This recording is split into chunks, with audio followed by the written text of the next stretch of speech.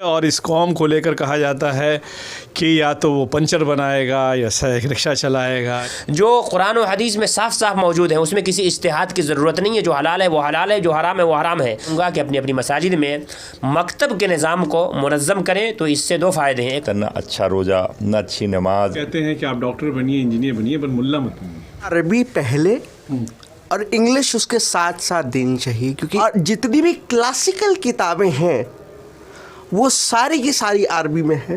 But the problem is कि आपके पास accessibility नहीं है, और दूसरा इन्फीरियॉरिटी कॉम्प्लेक्स। बात हमको उन बच्चों से तैयार करना होगा ताकि वो उनसे आँख से आँख मिलाकर अपनी बातें और अपनी कौम और अपनी मिल्लत की बात कर सके और इस्लाम को डिफ़ाइन कर सके।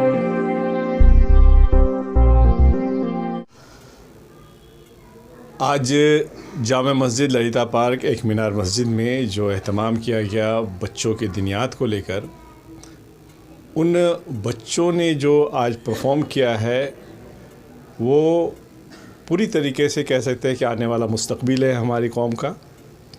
और ये जो कोशिश हुई वो एक मीनार मस्जिद के इमाम मुफ्ती अब्दुल वाहिद कासमी साहब के तरफ से ये बताता है कि आने वाला दिन हमारे जो बच्चे हैं उनको अगर हम सही रास्ते पर दिनियात के साथ जोड़ के रखेंगे तो उनका कल भी बेहतर होगा, उनका आज भी बेहतर होगा और इस कौम का भला भी होगा। इसके पीछे की सोच, इसके पीछे की वजह, उसको और बेहतर तरीके से समझने की हम कोशिश करते हैं, जो कि बहुत सारे मदरसे हैं, बहुत सारे इदारे हैं जहाँ इस तरह के काम हो रहे हैं, लेकिन उनका एक अलग निज़ाम होता है। लेकिन मस्जिद के अंदर शुरुआत करना, उसको एक तरीके से एक अलग निजामा पहनाना, इसकी कोशिश बमुश्किल हो पाती है। तो सबसे पहले वाहिद कासमी साहब हमारे साथ हैं। मुफ्ती साहब, ये एक अच्छी पहल थी और बड़ा खूबसूरत निज़ाम आपने पेश किया, और हमको लगता है कि आने वाले लोग जो यहाँ पर थे उनको भी काफ़ी कुछ सीखने को मिला, और बच्चों की जो हौसला अफजाई हुई है आने वाला कल। सबसे पहले मैं AIN सर्विस को मुबारकबाद पेश करता हूँ, और इनके ताल्लुक़ से मैं बता देना चाहता हूँ कि वाक़ईतन मस्जिद के अंदर इस तरह मुनज़्ज़म मकतब के निज़ाम को चलाना ये हमारे लिए एक बड़ा चैलेंज था। लेकिन अल्हम्दुलिल्लाह शुरू से 10 साल से हम इमामत कर रहे हैं, शुरू से ही पहले दिन से इन तमाम चैलेंजेज़ों को हमने कबूल किया, और इस दौरान जो है बड़े हालात आए, लेकिन हमारा जो टारगेट था कि स्कूल में पढ़ने वाले बच्चे कम से कम 1 घंटा आए और दीनियात का मुनज़्ज़म मकतब के निज़ाम से जुड़ें वो, तो अल्हम्दुलिल्लाह बड़ी कामयाबी मिली और धीरे धीरे लोग साथ आते गए और हमें महल्ले वालों का जो है ताउन मिलता रहा। अल्हम्दुलिल्लाह एक मीनार जामे मस्जिद ललिता पार्क में तकरीबन 6 साल से हम इस निज़ाम को देख रहे हैं, और मकतब के निज़ाम के साथ साथ हमारे यहाँ मुकम्मल आलमियत की तालीम होती है। 5 साल हमने आलमियत कोर्स का निज़ाम बनाया है, और बुखारी शरीफ तक की तालीम होती है अल्हम्दुलिल्लाह। इसी के साथ साथ बुखारी शरीफ के बाद इफ्ता का जो कोर्स है, हर साल हम इंतखाब करते हैं उलमा में से, चुनिंदा उलमा में से, और 5 उलमा का इंतखाब करके हर साल 5 को मुफ्ती का कोर्स पढ़ाते हैं, और उन्हें बताते हैं कि इन हालात में, हालात हाज़रा में, और ख़ास तौर से हिंदुस्तान के माहौल में जो किताबें जो लिखी गई हैं इस्लामियात के मुताल्लिक़, 500 साल पहले, 600 साल पहले इस्लामी ममालिक में और इस्लामी हुकूमतों के दौरान लिखी गई हैं, तो उस वक्त के हालात कुछ और थे, इस वक्त के हालात कुछ और है। तो बहुत सारे मसाइल में जो इज्तिहाद का दरवाज़ा है उलमा के दरमियान इज्तिहाद करके, बाज़ तो मसाइल ऐसे हैं जो कुरान और हदीस में साफ साफ मौजूद हैं, उसमें किसी इज्तिहाद की ज़रूरत नहीं है। जो हलाल है वो हलाल है, जो हराम है वो हराम है।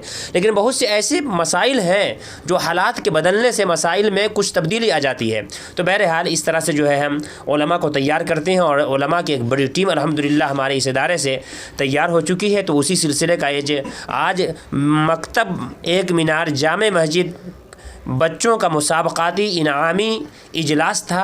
जो बच्चे यहाँ तालीम हासिल कर रहे थे उन्हें इनामात से नवाजा गया और उनके प्रोग्राम को पेश किया गया। अल्हम्दुलिल्लाह लोगों ने उस प्रोग्राम को सराहा, और खुशी का इजहार किया और उन्होंने जो है मदरसे में बल्कि मकतब में पढ़ाने वाले असातिज़ा और मुअज्जिन साहब और इमाम साहब और जितने भी मुतअल्लिक़ीन मुहब्बीन मुआविनीन हैं उन सब की मेहनतों को सराहा।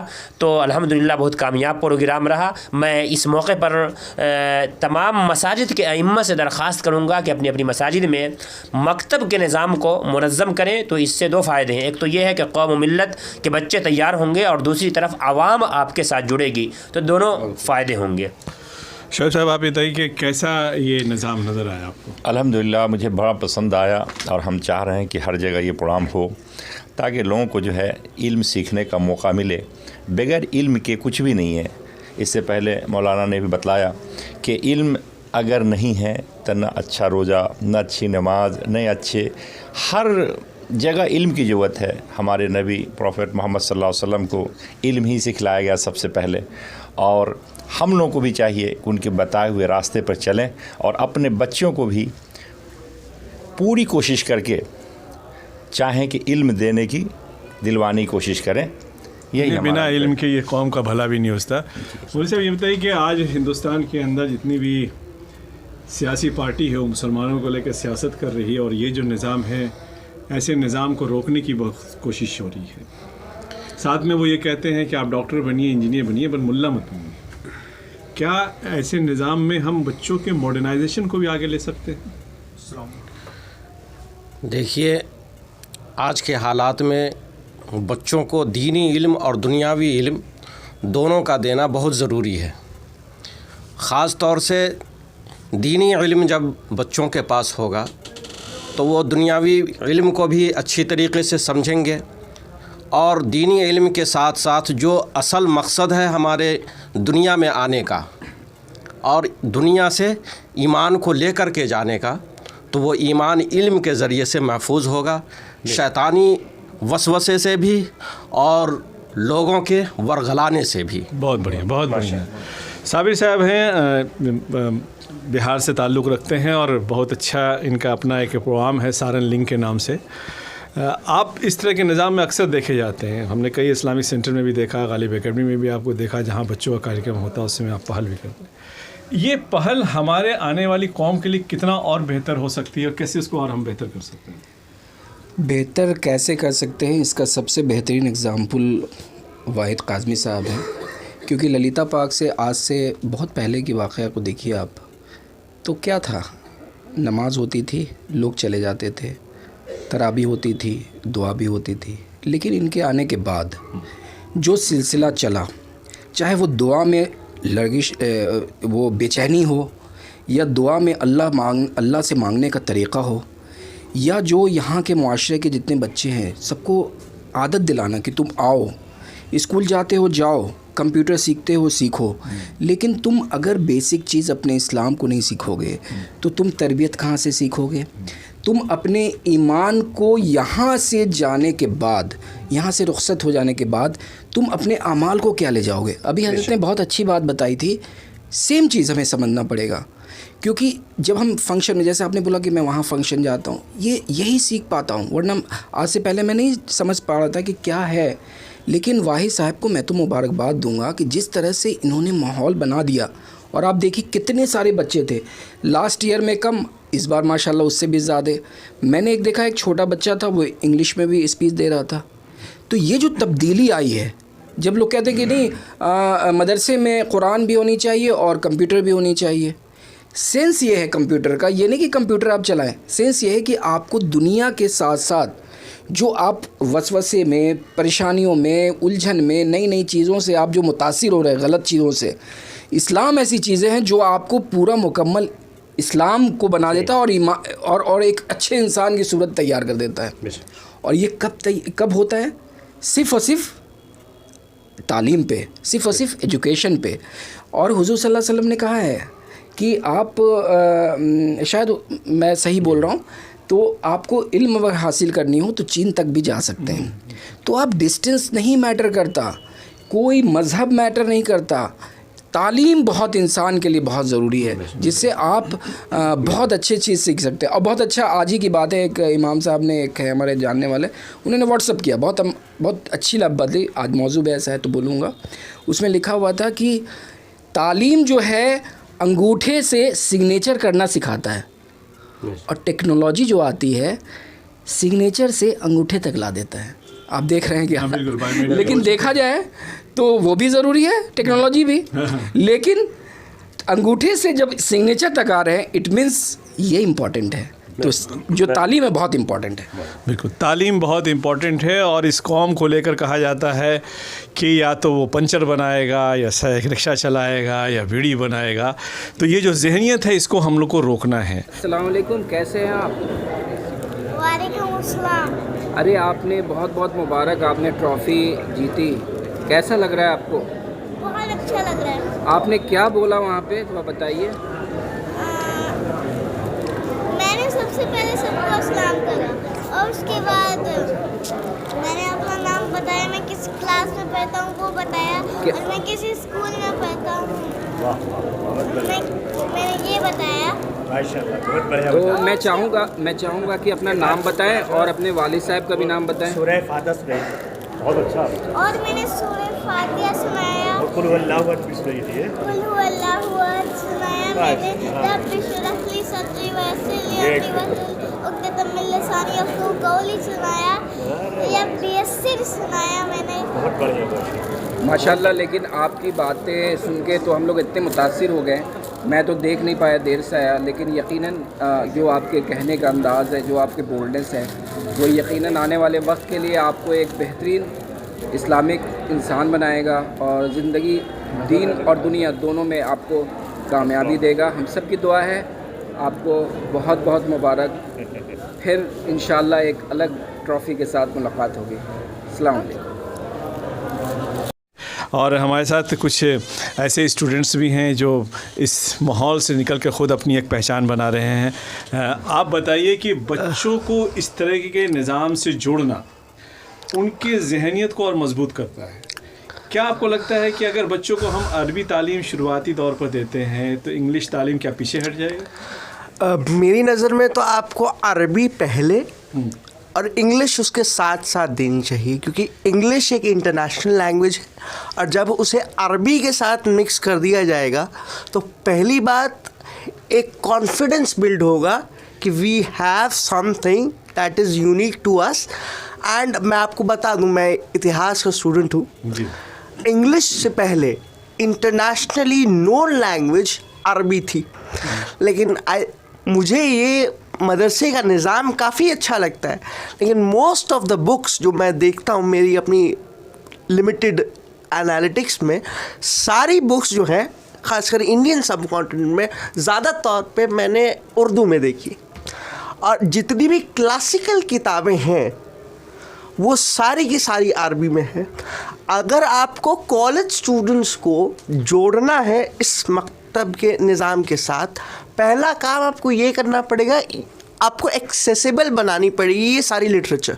या तो आप इंग्लिश में कीजिए या उनको अरबी लायक बना दीजिए। हाँ, या तो आप अरबी का एक लैंग्वेज कोर्स इंट्रोड्यूस करिए, या तो इन सारी क्लासिकल किताबों को आप ट्रांसलेट करिए, और उस पर कमेंट्री ज़रूर होनी चाहिए हमारे क्लासिकल उलमा के मेथोडोलॉजीज। बिल्कुल, ये बात इनकी अगर रहेगा एक प्रॉपर मेथड, तो वी कैन डू इट। मेरे पास एक एग्जांपल है, लाइक इमाम अल-गज़ाली। इमाम अल-गज़ाली को हम कॉलेज में पढ़ते हैं फ्रॉम एन हिस्टोरिकल पर्सपेक्टिव, क्योंकि उन्होंने फ़िलासफ़ी में बहुत काम किए, और रेने डेकार्ट्स एक बहुत ज़बरदस्त फ़िलासफ़र थे, और उन्होंने एक्चुअली बहुत सारे आइडियाज़ जो हैं वो इमाम अल-गज़ाली से लिए हैं, लेकिन ये चीज़ मुसलमान को नहीं मालूम है, ये चीज़ नॉन मुस्लिम स्कॉलर्स और एकेडेमिया को मालूम है। बट द प्रॉब्लम इज़ कि आपके पास एक्सेसिबिलिटी नहीं है, और दूसरा मेरा क्रिटिसिज्म ये है कि अब वो कॉन्फिडेंस रहा नहीं है। मतलब आपको क्या कहता है ना, इन्फीरियॉरिटी कॉम्प्लेक्स। आपको वाइट मैन से इन्फीरियॉरिटी कॉम्प्लेक्स हो चुका है, जबकि पहले अगर आप देखें तो हमारे उलमा को कोई इन्फीरियॉरिटी कॉम्प्लेक्स नहीं था। वो जिससे चाहे उनसे डिबेट कर सकते थे। वही एक जमात हमको उन बच्चों से तैयार करना होगा ताकि वो उनसे आँख मिलाकर अपनी बातें और अपनी कौम और अपनी मिल्लत की बात कर सके और इस्लाम को डिफ़ाइन कर सके। मुफ्ती साहब, बड़े बड़े लोग का एक शौक़ हो गया है कि अपने घर वो मौलानाओं को बुलाते हैं, 1000, 2000, 5000 रुपये तक देते हैं, उनके बच्चे उनके घर में ही पढ़ें। वो तो मस्जिद भेजना नहीं चाहते हैं पहले, कहीं ऐसा न कि उन पर एक ठप्पा लग जाए और मस्जिद और मदरसे का बच्चा कहलाए। इस चीज़ों की जहनीत को कैसे ख़त्म की जा सकती है? चूँकि आपकी जो कोशिश है उसमें ये बहुत बड़ा हडल होगा। इसको आप इस इलाके के लोगों, खास कर ट्रांसजमना के लोगों को एक मैसेज दें छोटी सी लाइन में कि वो अपनी बच्चों को अपनी मस्जिदों में, चाहे वो इंग्लिश में पढ़ रहे हों, स्कूल में पढ़ रहे हों, चाहे किसी भी CBSE के स्कूल में पढ़ रहे हों। जी, ये मसला तो मुश्किल है ज़रूर, लेकिन बहरहाल नामुमकिन नहीं है। घर के अंदर मौलाना को बुलाने से कई चीज़ें ऐसी हैं जो ठीक नहीं हैं। एक तो ये है कि इल्म दीन हासिल करने के लिए आप समंदर को अपने पास बुला रहे हैं जो प्यासा है, तो इल्म की वो हैसियत जो होनी चाहिए वो नहीं हो पाती है। बहुत अच्छी बात। तो अच्छा, इस वजह से वो भी बेहतर इल्म नहीं दे पाते हैं, प्रोफेशनल हो गए हैं वो भी। तो ऐसे मौके पर मैं मौलाना हज़रात को और ख़ास तौर से जो ट्यूशन वगैरह पढ़ाते हैं उनसे मैं दरख्वास्त करूँगा कि अगर आपको ट्यूशन ही पढ़ाना है तो अपनी कोचिंग के अंदाज़ में आप पढ़ाएं, अपना रूम लें और फिर वहाँ बुलाकर पढ़ाएं। तो जो क्लास के हिसाब से जब आप तालीम देंगे तो वो उस तालीम में और एक पर्सनली 1-2 बच्चे को घर में जाकर तालीम देंगे, दोनों में बहुत फ़र्क है।